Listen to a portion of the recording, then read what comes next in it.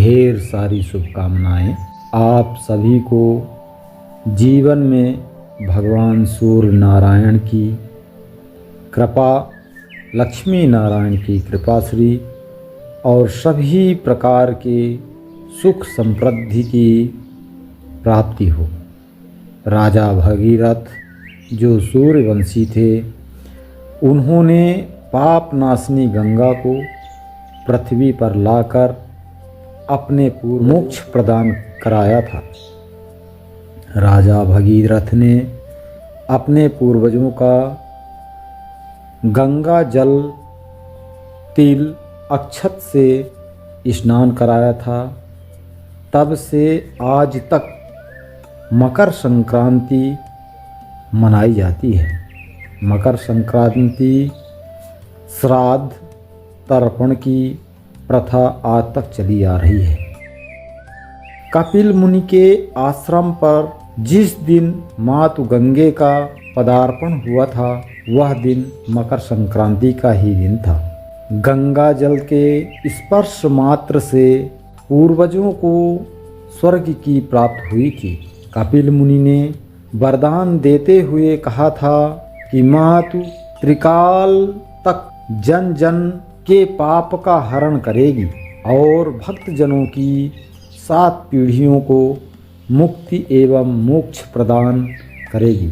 मकर संक्रांति के दिन जो कि त्रिवेणी संगम प्रयागराज तीर्थ स्थल में जो कि स्नान का विशेष महत्व माना गया है, जो गंगा सागर में स्नान करने का विशेष महत्व माना गया है, तथा इस दिन दान पुण्य का कार्य करने का विशेष महत्व है। इस प्रकार से सूर्य नारायण की आराधना भगवान विष्णु, माता लक्ष्मी, भगवान शिव की आराधना करने का विशेष महत्व माना गया है। वहीं पे मकर संक्रांति के दिन धर्मराज की विशेष कृपा प्राप्ति के लिए सभी प्रकार के पापों का नाश करने के लिए यमराज नामक व्रत रखा है या रखा जाता है। इस दिन खास करके गुड़ तथा तिल से बने हुए वस्तुओं का दान करने से का विशेष महत्व माना गया है तथा गर्म वस्त्र आदि के दान करने का विशेष महत्व माना गया है। महाभारत काल में भीष्म पितामह ने मकर संक्रांति के दिन अपने शरीर का स्वेच्छा से परित्याग किया था और उनका श्राद्ध तथा संस्कार भी सूर्य के उत्तरायण में ही हुआ था। फलतः आज तक पितरों को प्रसन्न करने के लिए तिल, अर्घ्य एवं जल तर्पण की प्रथा चली आ रही है। तो आइए सुनते हैं धर्मराज की कथा। एक समय की बात है, जो पृथ्वी पर राज्य करने वाले राजा बब्रुवाहन नामक एक राजा हुआ करते थे। उनके राज्य में किसी भी चीज़ की कोई कमी नहीं थी। इसी राज्य में हरिदास नामक ब्राह्मण भी निवास करते थे, जिसका विवाह गुणवती से हुआ था, जो कि बहुत ही धर्मवती एवं पतिव्रता स्त्री थी।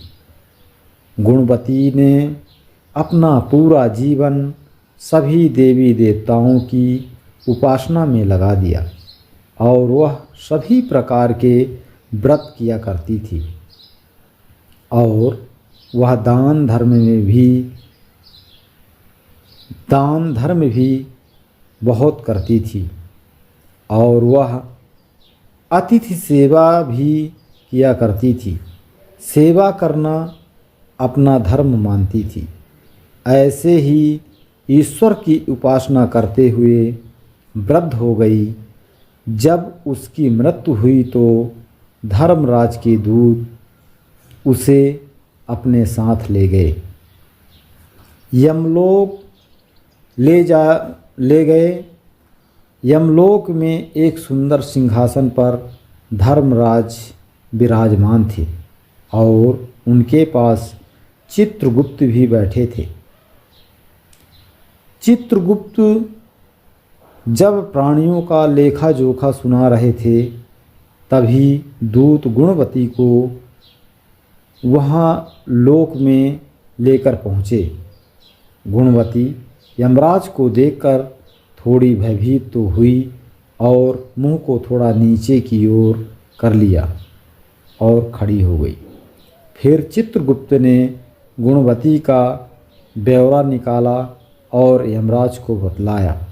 धर्मराज ने गुणवती का पूरा ब्यौरा देखा तो प्रसन्न हुए, लेकिन फिर भी उनके मन में उदासी छाई हुई थी। यह देखकर गुणवती ने पूछा, हे प्रभु, मैंने तो अपने जीवन काल में सारे सत्कर्म ही किए हैं, फिर भी आपके मुख पर उदासी छाई हुई है। इसका क्या कारण है, मुझे समझाइए।